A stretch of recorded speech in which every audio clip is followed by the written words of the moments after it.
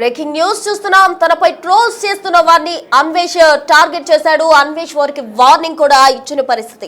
నిన్న శివాజీ చేసిన వ్యాఖ్యలకు గాను అన్వేష్ కొన్ని అపదజాలంతో ఏదైతే పదాలు వాడకూడదో అటువంటి పదాలు యూజ్ చేసి శివాజీని విమర్శించడం జరిగింది. అంతటితో ఆగకుండా గరికపాటి గారిని కూడా విమర్శించాడు. అంతటితో కూడా ఆగకుండా అతను హిందూ దేవతలపై కొన్ని అన్పార్లమెంటరీ లాంగ్వేజ్ కూడా యూజ్ చేసిన పరిస్థితి. హిందూ దేవతలకు సంబంధించి ఆయన చేసిన వ్యాఖ్యలు తీవ్ర దుమారాన్ని రేపాయని చెప్పాలి. హిందూ సమాజం అంతా కూడా అతన్ని అన్ఫాలో చేయాలి, బాయ్కాట్ అన్వేష్ అంటూ కూడా అందరూ కూడా సోషల్ మీడియా వేదికగా విరుచుకుపడ్డ పరిస్థితి. అయితే అన్వేష్ 24 గంటల్లోనే అతని ఫాలోవర్స్ 15 లక్షల వరకు కూడా పడిపోవడంతో సారీ చెప్పేందుకు గారు ఓ వీడియో చేశాడు. ఏదో తప్పు వల్ల కొన్ని మాటలు దొర్లాయి అంటూ కూడా అతను సారీ చెప్తూ ఒక వీడియో చేశాడు. అంతటితో ఆగిపోయి ఉంటే సరిపోయేది. కానీ మరొక వీడియో కూడా అన్వేష్ రిలీజ్ చేశాడు. ఆ వీడియోలో అన్వేష్ ఎవరైతే తన క్షమాపణ అడిగినా కూడా క్షమించలేదో వారికి 2026లో అష్ట దరిద్రాలు పట్టుకుంటాయి అంటూ కూడా కొన్ని శాపనార్థాలు పెట్టే విధంగా కూడా అతను ఒక వీడియో చేశాడు. అందులోనే థాయిలాండ్ ని చూపిస్తూ థాయిలాండ్ యొక్క అభివృద్ధిని అతను పొగుడుతూ ఇండియాకి సంబంధించిన సంస్కృతిని అతను వక్రీకరిస్తూ కూడా అతను మాట్లాడడం జరిగింది. అంత మాత్రమే కాదు, ఇతర దేశాలతో ఆఫ్ఘనిస్తాన్ వంటి దేశాలతో కూడా అన్వేష్ ఇండియాను పోలుస్తూ ఆ దేశాలను హైలైట్ చేస్తూ ఉన్నాడు. అయితే ఇప్పుడు ప్రెసెంట్ తాజాగా అన్వేష్ అయితే వార్నింగ్ ఇస్తున్న పరిస్థితి. నన్ను కావాలని టార్గెట్ చేస్తున్నారు, నా మతం మార్చేశారు, నేను అన్న మాటలు మార్చేశారు, నన్నే మార్చే విధంగా కూడా చేస్తున్నారు, కావాలని టార్గెట్ చేసే ఈ విధంగా చేస్తున్నారు, సారీ చెప్పినప్పటికీ కూడా సారీ యాక్సెప్ట్ చేయకుండా కావాలని టార్గెట్ చేస్తున్నారంటూ కూడా అతను ఒక వీడియో రిలీజ్ చేశారు. ఎవరిని వదిలిపెట్టనంటూ కూడా వార్నింగ్ ఇచ్చారు. వదిలిపెట్టకపోతే ఏం చేస్తాడు అన్న కోణంలో నెటిజన్లు అయితే ఫైర్ అవుతున్నారు. ఇప్పటికే అతను హిందూ సమాజం తలదించుకునే విధంగా అతను చేసిన వ్యాఖ్యలకు అందరూ కూడా ఫైర్ అవుతున్న పరిస్థితి. ఇప్పటికే పలు స్టేషన్స్ లో అన్వేష్ పై కేసు కూడా నమోదు చేశారు. ఇండియాకి తీసుకొచ్చి అతనిపై తగు యాక్షన్ తీసుకోవాలని కూడా అంటున్నారు. ఏ దేశం వెళ్ళినా కూడా అన్వేష్ తెలుగు భాషను ఉపయోగించి కూడా అతని క్రెడిబిలిటీ, మంచి క్రెడిబిలిటీ సంపాదించుకున్నారు. మంచి పేరు తెచ్చుకోవాలంటే చాలా సమయం పడుతుంది. ఆ విధంగా అన్వేష్ అయితే తను ఏదైతే నా అన్వేషణ అంటూ దేశాలు తిరుగుతూ ట్రావెలింగ్ చేస్తూ అతను పెట్టుకున్న యూట్యూబ్ ఛానల్ గాను మంచి క్రెడిబిలిటీ సంపాదించుకున్నాడు. కానీ నోటి దురద కారణంగా అతను తన క్రెడిబిలిటీ తానే పోగొట్టుకున్న సిచ్యువేషన్ నిన్న మనం చూసాం. ఒక్కసారిగా కూడా ఫాలోవర్స్ కావచ్చు, సబ్స్క్రైబర్స్ కావచ్చు, అందరూ పడిపోయిన పరిస్థితి. అయితే సారీ చెప్తూ ఓ మెట్టు దిగి అన్వేష్ తప్పులో మాటలు దొర్లాయి అంటూ కూడా అందరూ క్షమించాలంటూ కూడా చెప్పినప్పటికీ శివాజీని తిట్టాను తప్ప గరికపాటి నాన్న మాట వెనక్కి తీసుకుంటున్నాను అని అతను చెప్పాడు. అందరితో ఆగి ఉంటే సరిపోయేది. మరోసారి ఇండియా సంస్కృతికి సంబంధించి కూడా అతను వ్యాఖ్యలు చేయడం జరిగింది. థాయిలాండ్ లో అభివృద్ధి చూడండి, సంస్కృతి అంటారు, సంస్కృతి చూసాం కానీ అభివృద్ధి ఎక్కడిది అంటూ కూడా అన్వేష్ థాయిలాండ్ ను చూపిస్తూ కూడా వేరే ఇతర దేశాన్ని, భారతదేశంలో పుట్టి భారతీయుడిగా ఉంటూ ఇతర దేశాన్ని అతను పొగుడుతూ భారతదేశాన్ని కించపరిచే విధంగా, తక్కువ చేసే విధంగా కూడా అతను చేసిన వ్యాఖ్యలు ఇప్పుడు తీవ్ర దుమారాన్ని రేపుతున్నాయని చెప్పాలి. ఎందుకంటే ఆఫ్ఘనిస్తాన్ చూడండి, అది చూడండి, ఇది చూడండి అంటూ కూడా ఇతర దేశాలను హైలైట్ చేస్తూ వచ్చాడు అన్వేష్. ఇప్పుడు తాజాగా ఎవరైతే ఫాలోవర్స్ అతనికి తగ్గిపోతూ వస్తుండడంతో ఒక్కసారిగా ఉలిక్కిపడ్డ అన్వేష్ అయితే ఇప్పుడు అది టార్గెట్ గా పెట్టుకొని కావాలని ఈ విధంగా చేస్తున్నారు, నా మతం మార్చేశారు, నన్ను ఈ విధంగా కావాలని వక్రీకరిస్తున్నారు అంటూ కూడా అన్వేష్ వార్నింగ్ ఇస్తున్న పరిస్థితి. ఎవరిని వదిలేదే లేదు, అందరి మీద రివెంజ్ తీర్చుకుంటారు అన్న విధంగా కూడా అతను చెప్తూ ఉన్నాడు. అయితే అన్వేష్ కు సంబంధించి అతను ఏం మాట్లాడాడు ముందు వీడియోలు కూడా మనం చూడడం జరిగింది. థాయిలాండ్ ని పొగిడే వీడియో కావచ్చు, లేకపోతే శివాజీకి సంబంధించిన వ్యాఖ్యలు వక్రీకరించేది కావచ్చు. ఇప్పుడు తాజాగా అతను ఏదైతే వార్నింగ్ ఇచ్చాడో ఆ వీడియో ఒకటి మనం చూద్దాం.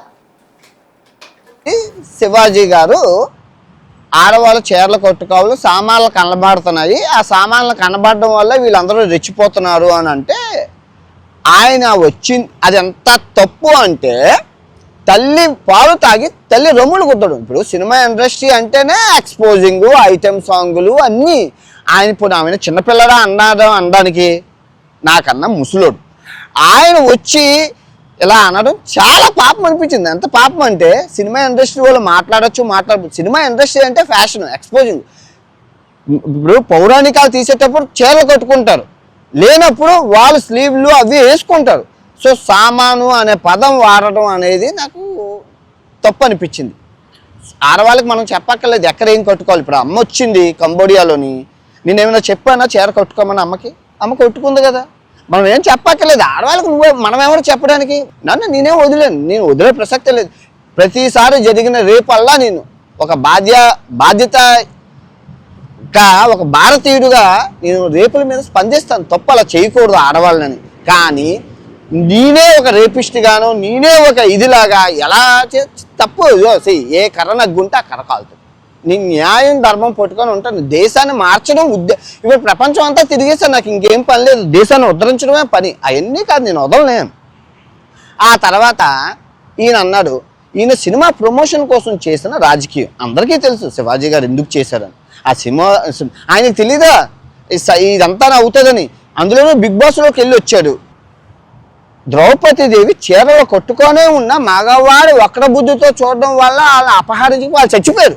కానీ 60,000 రేపులు చేసిన వాళ్ళు ఇంకా బతికి ఉండి బిర్యానీ తిండి సినిమా చూస్తున్నారే అని అన్నాను.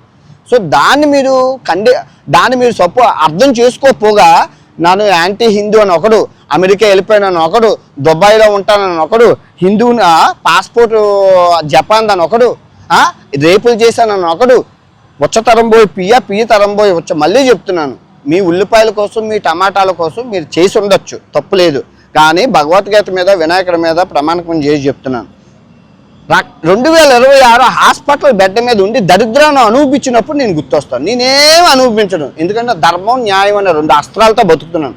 నేను ఏ రోజు మనిషిని మోసం చేయలేదు, ఏ ప్రమోషన్ చేయలేదు, నిజాయితీగా బతికాను.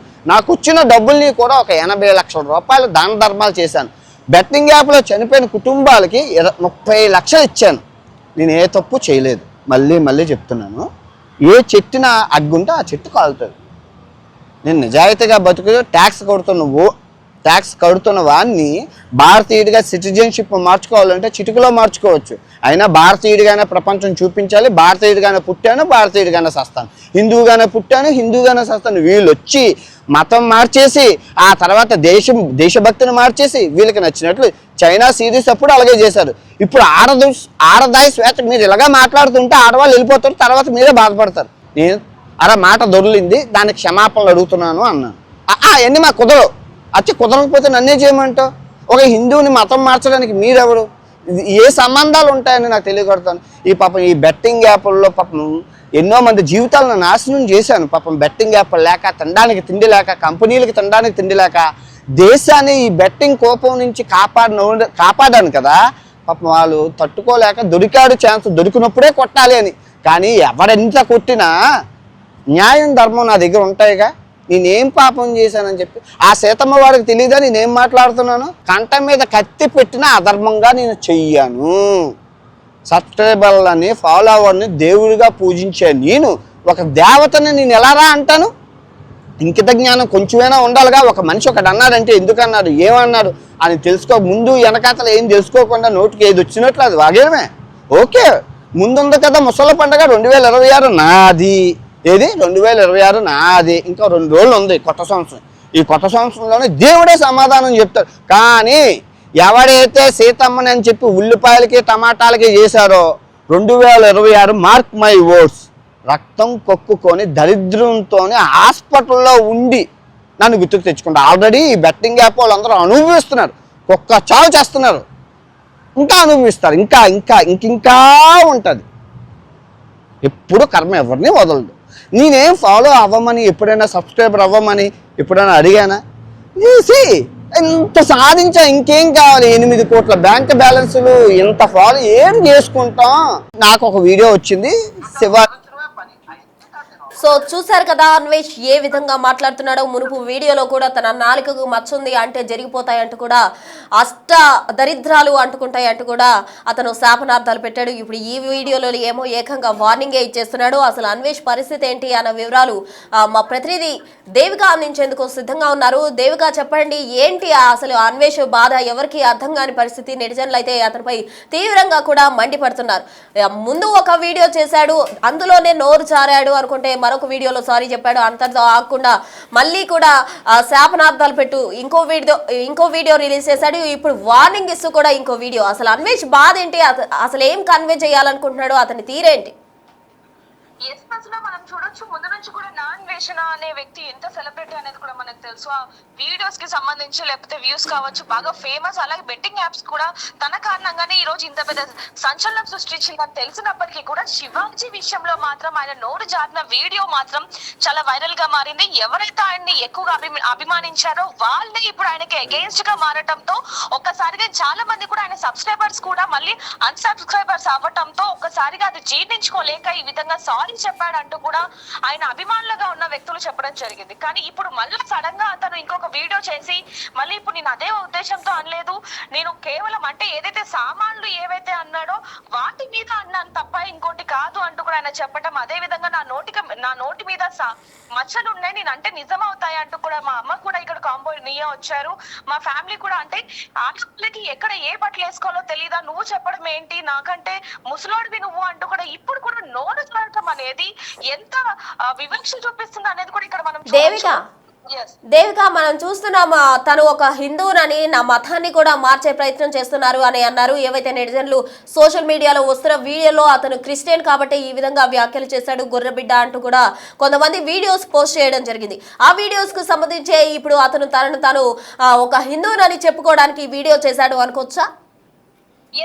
దీనికి మాత్రం సమాధానం అదే అని చెప్పొచ్చు. ఎందుకంటే మొన్నటి వరకు కూడా అతను చేసిన వ్యాఖ్యలన్నీ కూడా కొంచెం వివాదాస్పదంగా మారినప్పటికీ ఇప్పుడు మాత్రం అతను హిందూ కాదు. ఎందుకంటే ముఖ్యంగా మొన్న చేసిన మొదటిసారి శివాజీ విషయంలో స్పందించినప్పుడు ఆయన ఏదైతే వీడియోలో చేశారో అది మొత్తం కూడా అనేక మంది వ్యూయర్స్ కి కూడా కోపానికి గురి చేసింది. ముఖ్యంగా అసలు నువ్వు హిందువే కాదు అంటూ కూడా చాలా మంది అతని మీద ట్రోల్స్ చేయడం లేకపోతే వీడియోలు చేయడం ఇవన్నీ కూడా మనం చూడడం జరిగింది. ఆ తర్వాత సబ్స్క్రైబర్స్ వల్ల సారీ చెప్పాడు. ఇప్పుడు మాత్రం అతను హిందువు కాదు అంటూ కూడా ఏవైతే వీడియోలు ట్రోల్ అవుతున్నాయో వాటి కారణంగానే ఇప్పుడు ఆ వీడియోలో ముఖ్యంగా మెన్షన్ చేసి నేను హిందువునే, మీరు అందరూ ఎందుకు అలా తప్పుగా అపార్థం చేసుకుంటున్నారు అనేది కూడా మెన్షన్ చేయడానికి రీజన్ కూడా అదే అనేది తెలుస్తుందని చెప్పొచ్చు. కట్టుబొట్టు గురించి కూడా ఆయన మాట్లాడిన విధానం కూడా ఇదంతా ఇప్పుడు ఎలా మాట్లాడుతున్నాడు అంటే కొంచెం సామరస్యంగా మాట్లాడినప్పటికీ అక్కడక్కడ మాటలు మాత్రం కొంచెం వివాదాస్పదంగానే మారాయని చెప్పొచ్చు. చూసే వాళ్ళకి కావచ్చు లేకపోతే ఆయన సబ్స్క్రైబర్స్ కి వీళ్ళందరికీ కూడా కోపానికి గురి చేస్తూ నాన్ వేసిన ఎందుకు ఈ విధంగా మారాడు, అక్కడికి వెళ్ళాక అంటే ఇంకా నేను ఇండియాకి అసలు రాను అనే మాటలు కావచ్చు ఇవన్నీ కూడా కొంతవరకు వివాదాస్పదంగానే మారాయి. ముఖ్యంగా తన తల్లి గురించి కూడా తను మాట్లాడడం జరిగింది. ఆడవాళ్ళకి ఎక్కడ ఏ బట్టలు వేసుకోవాలో మీరు చెప్పాల్సిన అవసరం లేదు. ఇప్పుడు మా అమ్మగారు కంబోనియా వచ్చారు, ఇక్కడ ఆవిడ కట్టుబొట్టు అంతా కూడా అలాగే ఉంది, కానీ మీరెవరు చెప్పడానికి అంటూ కూడా ఆయన చేస్తున్న మాటలు. అలాగే ముఖ్యంగా నా నాలుక మీద మచ్చలు ఉన్నాయి, నేను శాపనార్థాలు పెడతాను అని ఇలాంటివి అంటే అతను ఒక మంచి వ్యక్తి అయినప్పటికీ ఇలాంటి ఎందుకు పెడుతున్నాడు, ఏం జరిగింది అంటే సబ్స్క్రైబర్స్ కోసమా, వ్యూస్ కోసమా, లేకపోతే నేను హిందువుని అని చెప్పుకోవడానికి ఇలాంటి వీడియో చేశాడా అనేవి మాత్రం ఎక్కువగా కనిపిస్తున్నాయి, వినిపిస్తున్నాయి అని చెప్పొచ్చు. Right, thank you Devika. So మొత్తంగా చూసినట్లయితే ఏదైతే నా అన్వేష్ చేస్తున్న వీడియోలు ఉన్నాయో అవి ప్రతి ఒక్కటి కూడా తీవ్ర దుమారంగా మారాయని చెప్పాలి. ఇప్పుడు తాజాగా అతను నేను హిందువునే, ఎందుకు నా మీద బురద జల్లే ప్రయత్నం చేస్తున్నారు, కావాలని నన్ను టార్గెట్ చేశారు, దేన్ని కూడా నేను ఊరికే వదలను, నన్ను టార్గెట్ చేసిన వారిని వదిలిపెట్టను, ఫ్యూచర్లో వాళ్ళంతా కూడా రక్తం కక్కుకొని చచ్చిపోతారు అంటూ కూడా అతను చేసిన వ్యాఖ్యలు ఏవైతే ఉన్నాయో అవి కూడా సంచలనంగా మారాయని చెప్పాలి. అసలు నా అన్వేష్ దేనికోసం ఇవన్నీ చేస్తున్నాడు, సబ్స్క్రైబర్స్ కోసమే చేస్తున్నాడా అంటే నిన్న ఒక్కసారిగా ఆయన చేసిన వ్యాఖ్యలతో అతని ఫాలోవర్స్ కావచ్చు, సబ్స్క్రైబర్స్ కావచ్చు ఒక్కసారిగా పడిపోయిన పరిస్థితి. మరి ఇప్పుడు ఈ వీడియోలు దేనికోసం చేస్తున్నాడు, సింపతి గెయిన్ చేసుకునేందుకు చేస్తున్నాడా, మరి వార్నింగ్లు ఏంటి లేకపోతే శాపనార్థాలు ఏంటి అన్న కోణంలో కూడా నెటిజన్స్ మండిపోతున్నారు. మరి తదుపరి దీనికి సంబంధించిన పరిణామాలు ఏ విధంగా ఉండబోతున్నాయి అన్నది వేచి చూడాలి.